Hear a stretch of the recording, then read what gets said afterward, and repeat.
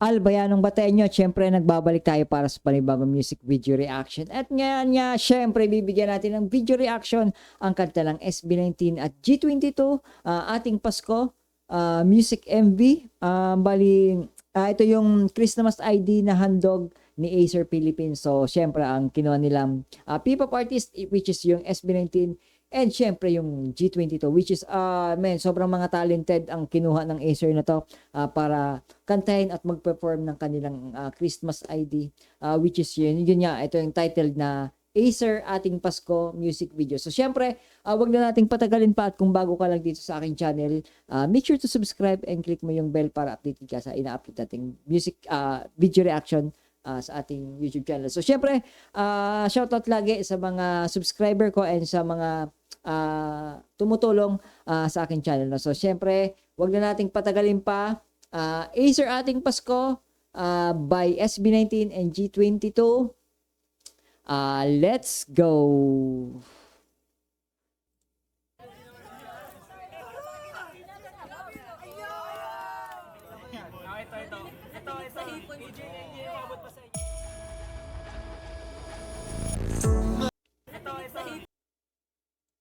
Yo, so since na last year lang to ni-release, so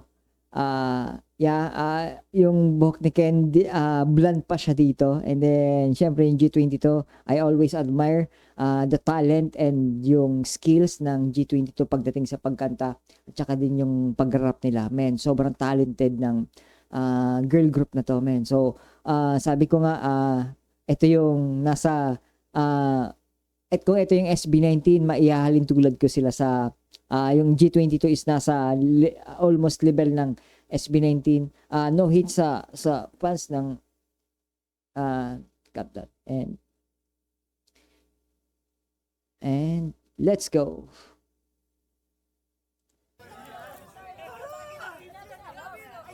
Man, sinabi ko nung mga nauna kong video reaction sa G22, man, sobrang talented din nila. And just syempre, in a physical aspect naman, magaganda yon. So yeah, guys, wag na. And then syempre, Stel, okay.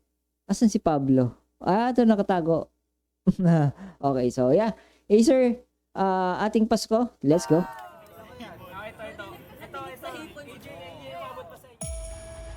Ang kulit ng kwentuhan no?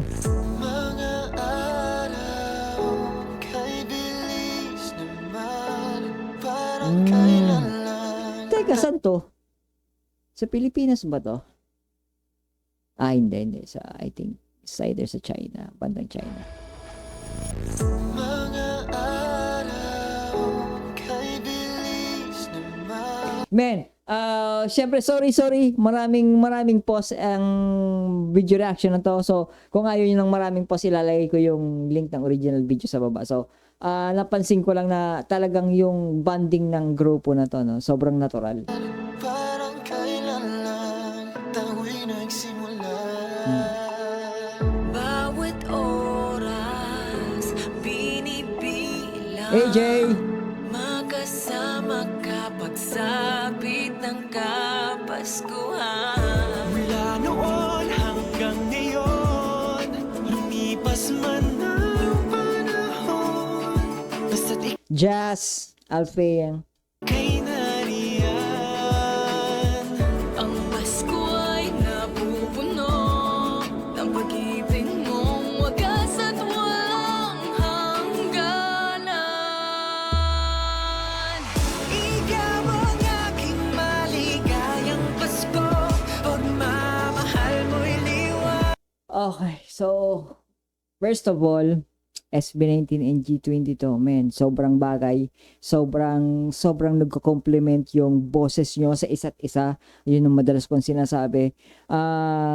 Plus, yung sabi ko nga kanina, yung relationship nila ay sobrang natural. Alam mo yung pagdating sa ganitong style ng trabaho nyo, parang walang aktingan, talagang makikita mo sa kanila na genuine yung kanilang pinapakitang expression sa isa't isa, no? So, isa yun sa gustong-gusto ko. At syempre nga, may history din ng collaboration si Pablo at saka yung G22 before. So, mas maganda pang nakakadagdag yun sa relationship nila. At saka syempre din, sorry, yung mata ko.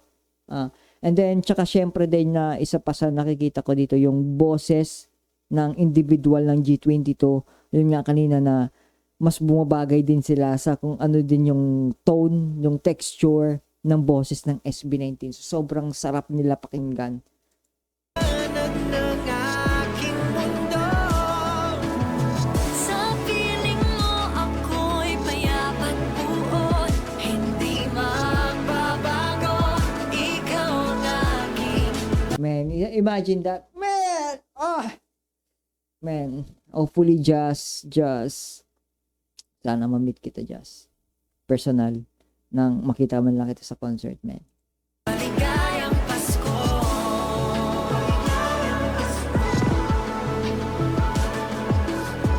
Umaaraw o bumabagyo man, ikaw ang aking sandigan, ang aking lakas. Sa iyong yakap. Yeah, isa din to. So, yung boses ni Jazz, medyo husky. Medyo may pagka, baritone, something ko sa lalaki, baritone. So, medyo husky yung boses ni Jazz ito. Which is, talagang masasabi kong complimented yung boses ng G22 rap. Tapos si Jazz medyo matines. Na alam mo yung balance din kasi yung boses ng yung boses ng G22 rapper, si AJ, si Jazz, Biritera, may high notes, may high tones, vocality niya maganda. Tapos ito naman si Alfea, nasa mababang tono. So sobrang compliment. Aking lakas, sa iyong yakap, ako'y mahihimlay, kinabukasan ay palatag, basta't hawak ang iyong kamay, sa bawat pagkakataon, Stel. sa iyo'y nais mapasalamat, basta't ika'y sa iyo'y nais mapasalamat, basta't ika'y nariyan. Wala nang kailangan pa, basta't ikaw ang kasama sa Pasko at sa Ayan, etong dalawa talaga yung saktong-saktong magmimix yung boses nila, no?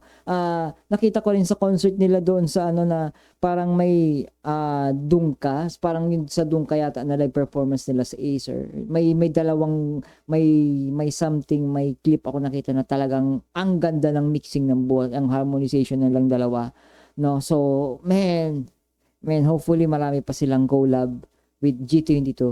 basta't ikaw ang kasama sa Pasko at sa tuwina.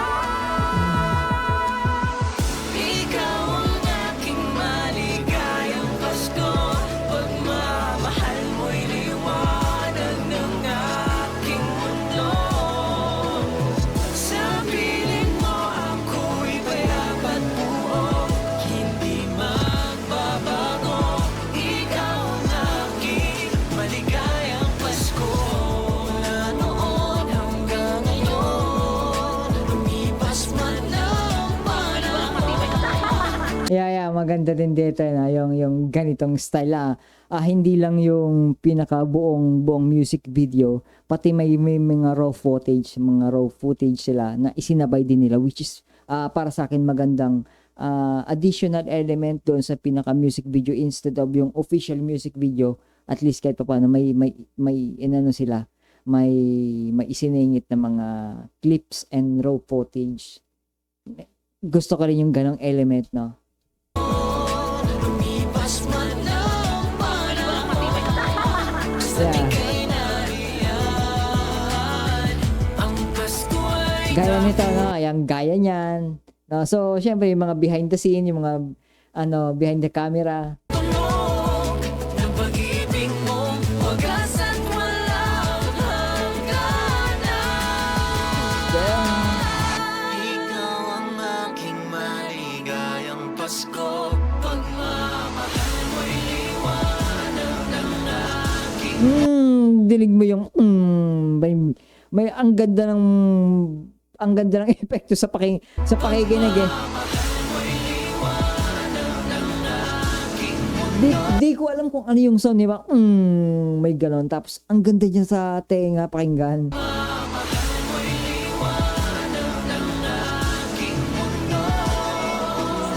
Sa piling mo ako'y payaban mo, hindi mababago. Ikaw ang aking maligayang Pasko. Ikaw ang aking maligayang Pasko. Natatangin sa'yo. Kaya yung mga ganito, mga raw footage, tapos isiningit nila doon sa edited version naman. So, I like it. Namimili ng souvenirs no?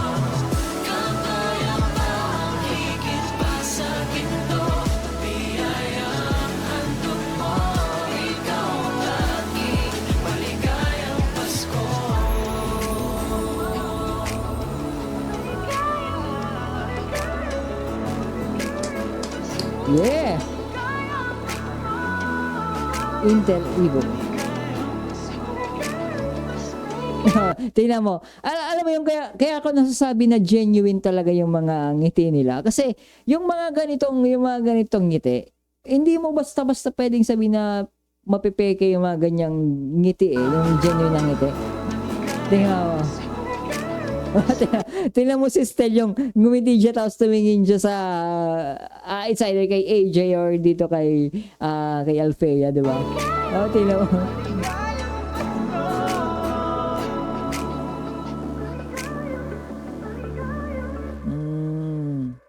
Acer, baka naman. No, so, yeah. First of all, gusto ko yung collaboration ng SB19 and G22. Ngayon nadagdagan, bukod sa SB19, nadagdagan na ng isang artist, P-pop artist, ang paborito kong pakinggan, which is ang G22, girl group na G22. Pangalawa, bukod sa talent din talaga ng G22, yung mixing ng boses nila, bukod sa mga kanya-kanyang pag-awit nila, yung technique nila, yung mixing ng boses nila, kasi may individual silang texture and tone doon sa G22, kaya maganda yung mixing and harmonization nila pagdating sa pagkanta. So, isa pa yon. Plus, syempre, pangatlo yung relationship ng SB19 and G22, which is, sinasabi ko nga kanina pa, yung natural na relationship nila na walang plastikan. Talaga talaga masasabi mo na brother and sister sila doon. So, yep, that's why G22 and SB19, more collaboration pa please, and sana AJ, Jazz, sana ma-meet kita soon, makita kita personal, and syempre yung SB19, lagi ko sinasabi yan, SB19 sana makita ko na kayo, and G22 rin. So syempre, bye bye.